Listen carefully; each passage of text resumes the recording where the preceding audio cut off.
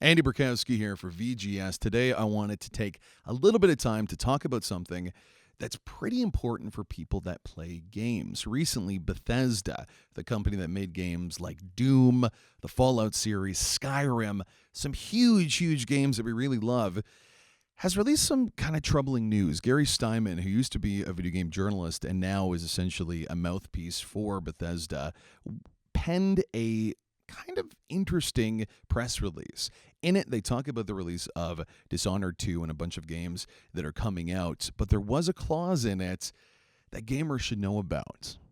With the upcoming launches of Skyrim Special Edition and Dishonored 2, we will continue our policy of sending media review copies one day before release. While we continue to work with the media, streamers, and YouTubers to support their coverage both before and after release, we want everyone, including those in the media, to experience our games at the same time. Now, this is a troubling course of action because a lot of other companies are following suit. 2K Games with the release of Mafia 3.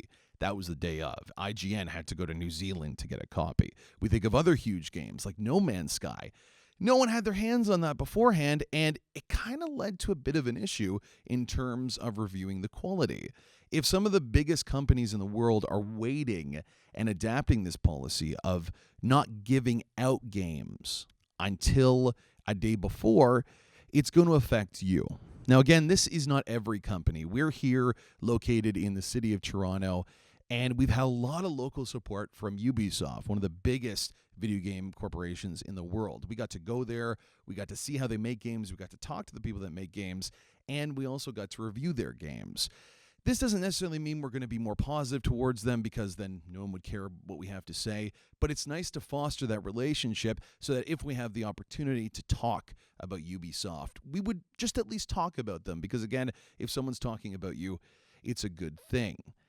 I think that this change, this move from Bethesda, is going to hurt everyone who can hear my voice. Now, if you're a streamer, like some of the great ones out there who just stream Fallout stuff or just stream stuff that has to do with 2K games or someone who had Civilization 6 like 3 months beforehand, then there is some positivity for you.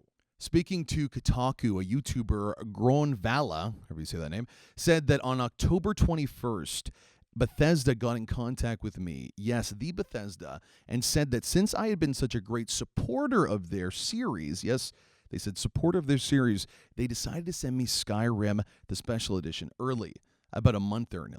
Honestly, they sent me the game, like they overnighted it. I got the Xbox One edition very early in the morning, like at 10 a.m., and was able to produce some videos for it.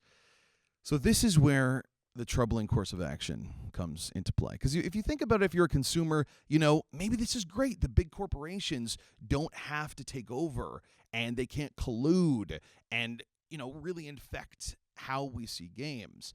But I think it's even more dubious than that. If you remember the first Dishonored, we're a small outfit. We don't have a lot of stuff going on, but we were able to interview Harvey Smith. We were able to review the game beforehand and create content that people liked. It was innovative, it was fun, and we were happy to do it. And there are so many different local branches here in the city that could do that.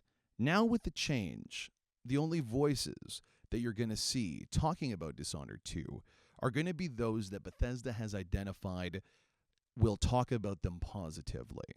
And that, by its definition, is censorship. That, by its definition, is hurting all of us because so much of us rely on those initial reviews for quality and content. As we shift from more mainstream viewership to YouTubers, we see a change in the power dynamics. Even more troubling than that for the mainstream outfits, if everyone is getting that disc, that code, the day before, they need to fight to ensure that all of you go to their site first. So you're going to get, and we're already seeing it, half-assed reviews labeled with impressions to try to alleviate any responsibility of someone playing the game for 12 hours. Imagine reviewing a game like Skyrim as you first get it after just playing it for 6 hours. Imagine reviewing a game like Fallout 4 after just getting it for a few hours. You're not going to have a clear picture. And if we as consumers need to judge so heavily where we put our precious $80